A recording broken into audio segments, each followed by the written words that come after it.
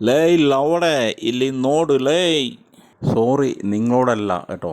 ഇവിടെ ഒരുത്തൻ സംഘികൾക്ക് റബ്ബർ പാൽ കൊടുക്കുന്നുണ്ട്, അവനോടാണ് ഞാൻ പറയുന്നത്. എന്തിനാണെന്ന് പറയട്ടെ. ഈ ധർമ്മസ്ഥലയിൽ ആയിരക്കണക്കിന് പെണ്ണുങ്ങളെയാണ്, അതും ഹിന്ദു മതത്തിൽ വിശ്വസിക്കുന്നവരെ, എന്തിനാണെന്നറിയുമോ? അവർ ഭഗവാൻ ശിവനെ ദർശിക്കുവാൻ വന്നതിൻ്റെ പേരിൽ. അവരെ കണ്ടപ്പോൾ ഇവിടുത്തെ ഏമാന്മാർക്ക് കാമം തോന്നിയതുകൊണ്ട്. ഇതിനെപ്പറ്റി സംസാരിക്കുവാൻ ഇവനെ പോലത്തെ ഒരു നാറിയുമില്ല. 85% ഹിന്ദുക്കൾ ഇപ്പോഴും ഇവിടെ ഉണ്ടല്ലോ. 85%-ൽ 20% മാത്രമേ തന്നെ പോലെയുള്ള ഹിന്ദുത്വ തീവ്രവാദികൾ ഇന്ത്യയിലുള്ളൂ.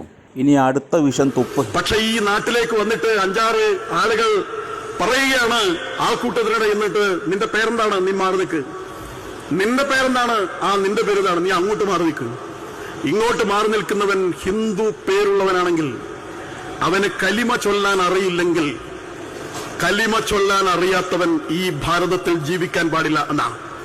ഓഹോഹോഹോഹോ, എന്തിനാടാ നാറി ഈ ഹിന്ദുത്വ തീവ്രവാദികളായ സംഘികളുടെ ആസനത്തിലേക്ക് മുളക് വെള്ളം ഒഴിച്ചു കൊടുത്ത് അവരെ രോമാഞ്ച കുഞ്ചിതമാക്കുന്നത്? ഒരു കാലത്ത് വെറും 5% മുസ്ലിങ്ങളുള്ള ബീഹാർ എന്ന സ്ഥലത്തെ മുഖ്യമന്ത്രി ഒരു മുസൽമാനായിരുന്നു.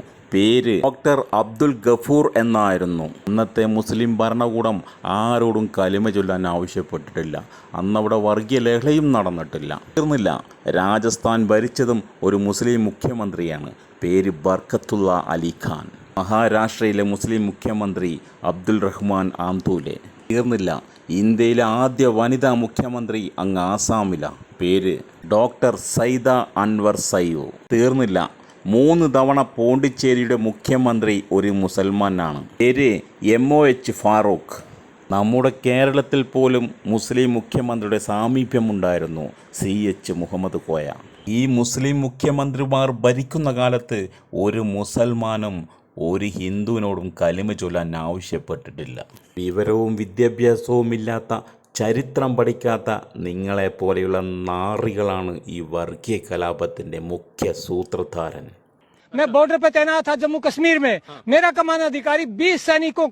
ഇവർ പറയുന്നത് ദുരന്തം നടന്ന ആ സ്ഥലത്തിലെ 20ഓളം കാവൽക്കാരെ മനഃപൂർവ്വമായി മാറ്റി എന്നാണ്. ആരു മാറ്റി? കലിമ ചൊല്ലാൻ അറിയാത്തവനെ വെടിവെച്ച് കൊല്ലൂ എന്ന് പറഞ്ഞവർ ആര്? ഈ തലയ്ക്ക് ബോധവും വെളിവുമില്ലാത്ത സംഘികൾ